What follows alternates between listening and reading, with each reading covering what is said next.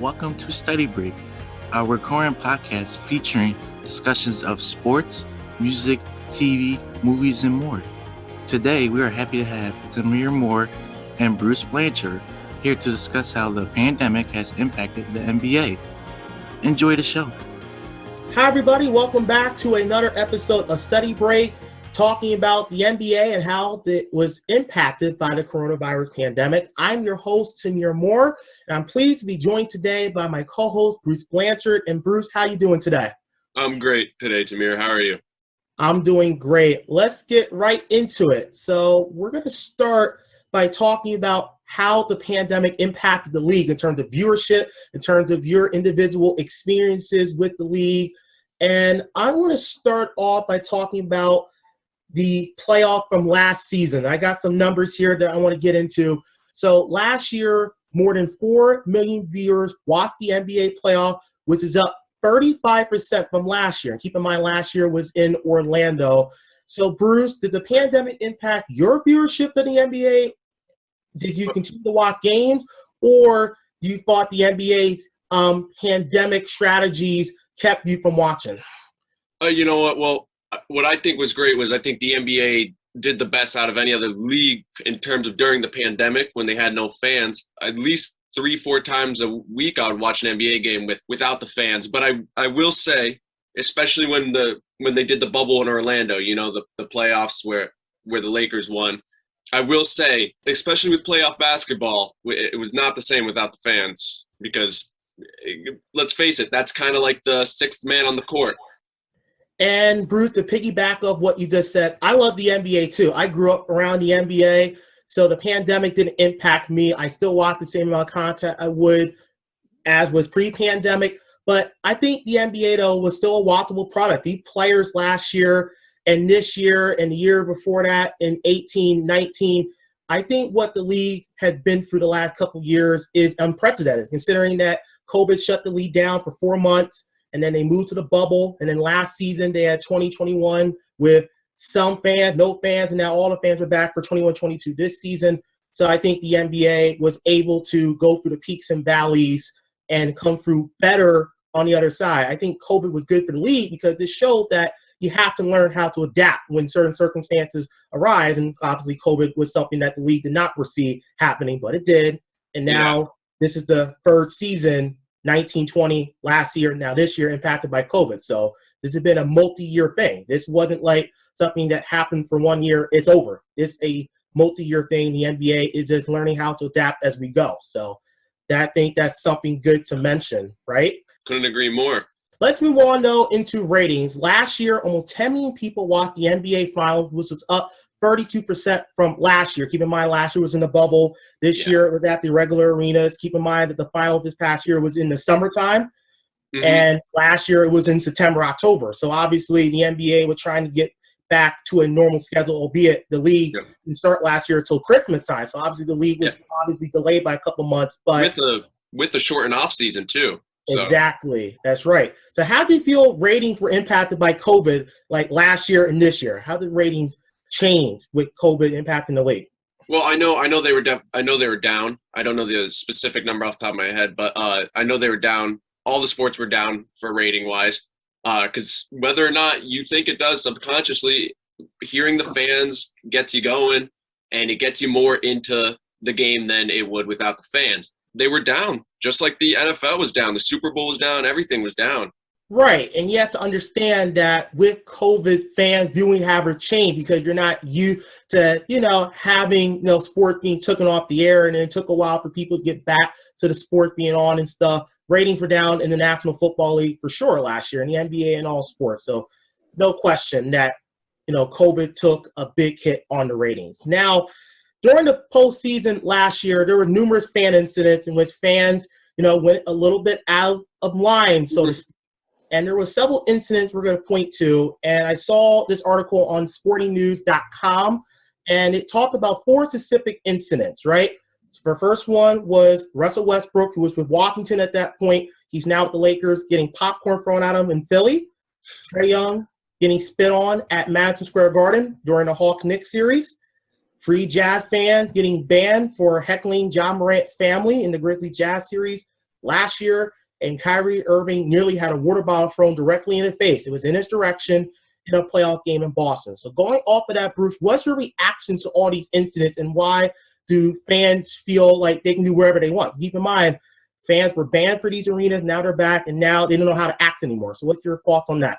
It's pretty, especially the Trae Young thing, it's pretty despicable. Honestly, the Utah one, not really shocked to me. I could have seen them getting fans banned as soon as they get back in the arenas. You know, it has to do with having all this built-up excitement and energy, and it's been over a year since you could get into a stadium, and you necessarily haven't been around people like that either, because let's face it, people, mainly their interactions with people were just working during the back end of the pandemic when it wasn't on lockdown.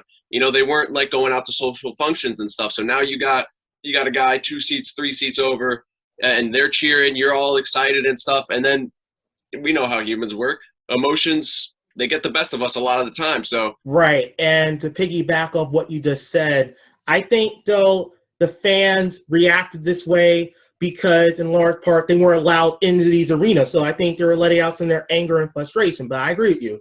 It never should have got to that point. But I think now that we've had a summer and we've had some time to soak this, I think fans now that they're back full time, they know that this will not be tolerated in any circumstance. If you do this again, you will face more stiff penalties. So I think this is a learning tool for these fans, that there are certain things that you can and cannot do, and what you did in the playoff last year was unacceptable and will not happen again. You agree with me, Bruce, on my theory on that? I think it's also crucial, too, to mention that besides the Suns and 4 fistfight altercation, all the ones that you mentioned with the Utah Jazz, the Trae Young in New York and stuff, those were all first round. Those were all within the first few weeks of fans being put back in. So, like, I agree 100% with what you said. They're going to calm down as time goes on, because that was all first round, and we didn't see a lot more of that stuff happening after the first round. Right. And, Bruce, I want to talk about what rules you might implement. Because keep in mind, basketball, the only sport, used to be relatively close to the players. In the National Football League and hockey and baseball, you don't have the same access. Yeah, no courtside seats in those sports. Yeah. So what rules do you suggest to keep the players safe and keep the fans safe? So I think what it comes down to at the end of the day is just maturity. What do you think, though? You think there's any type of rule you could? Personally, Bruce, going back off to what you were talking about in fan behavior and everything like that, there's not a lot of rules you can do. You know, courtside seats are pretty important, right? You know, the big stars sit down there, like Jay-Z, Beyonce, Spike Lee at the Knicks games, obviously. So the stadium seats, they're 40% of the NBA's revenue. And that courtside seats, I'm guessing, is probably anywhere between the 10 and 15 of that, you know, because they cost a fortune. They cost so much money. I'll never be able to sit there unless someone gives me a ticket, probably. And personally, yeah, me too, because I went to NBA games with my dad when I was growing up, like 9, 10 years old, and we sat high up in the Sixers arena because we could sit courtside to us money. Yeah, I'm the same spot. I practically had binoculars in some of my seats. Yeah, good stuff there. So I want to talk about records now, because this was something that was impacted by the pandemic. And I have here from ESPN the records of the home and road teams the last 2 seasons that were impacted by COVID. So 2 years ago, 11 teams had winning records on the road. The Suns had a 500 record. That's important to mention, albeit I don't count them in the winning records since they're at 500.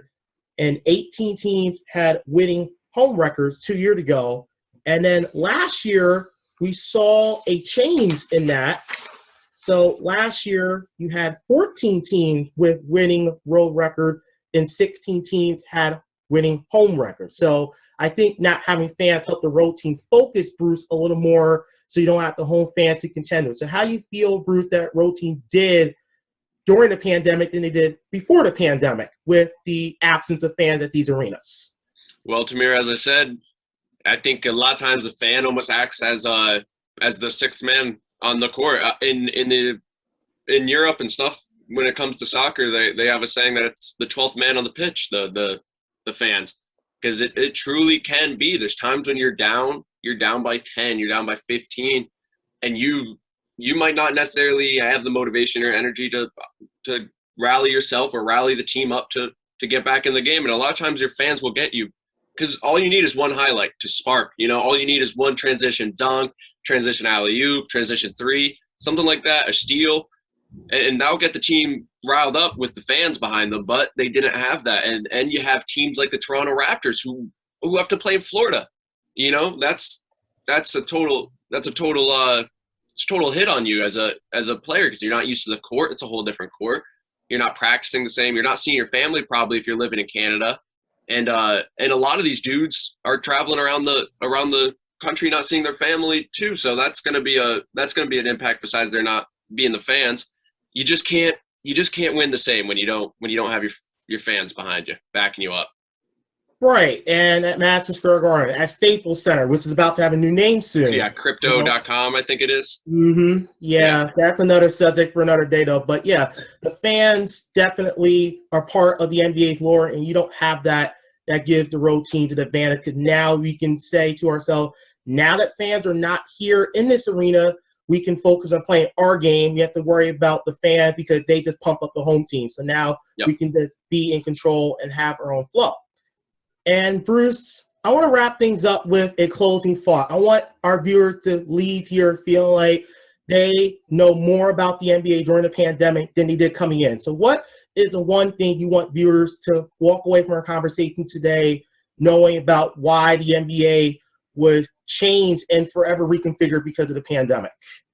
Well, they saw their money get taken away out of their pocket, the NBA. That's one thing you're going to have to learn is when someone like the NFL, the NBA, big sports, NHL, anything like that, when they see money getting taken out of their pocket, they're not going to like it. So they're going to try and create different ways to influence people to get back into their arenas and get back into generating money for the NBA. And I think, although I haven't seen incredibly aggressive marketing tactics for games or whatnot, I think you'll see that coming up more and more, especially once we get into the playoffs. I think we'll start to see aggressive marketing tactics for that because money was taken out of the NBA's pocket. Besides that, people just got to learn that fans, they do make the difference with anything, not just NBA. Even if, if you had a fan cheering you on to do homework all the time, I guarantee you people would be skyrocketing up in homework. Basically, bottom line, fans can contribute to a record. No doubt. I totally agree with you on that. And let me say the last words here on this conversation. Change is good. It's inevitable. It's going to happen. We're already seeing it happen. I think the NBA learned that you have to learn how to change on the fly, right? They can't stay the same forever. The league has operated one way for almost 75 years, and now you see how COVID changed the way of the game. And personally, I feel that the NBA is better for this because the league is learning how to change, is learning how to adapt, is learning how that, you have to have backup plan because everything is not going to go always as planned. The league learned that. All the other leagues learned that too. And the UFC learned it best. Yeah. The UFC did it incredible. Dana White created the Fight Island. That was incredible. And then the NBA kind of followed with the bubble. Exactly. No question. No question about it. So, folks, that's our show. Thank you so much for being with us. I want to thank my guest, Bruce. Bruce, thank you so much for joining us today. Thank you, Tamir. And we thank you for watching this episode of Study Break. I'm Tamir Moore. Thank you so much for watching, and have a great day. You've been listening to Study Break, brought to you by the New Media Lab and Campus Life. Today's hosts and producers were Tamir Moore and Bruce Blanchard.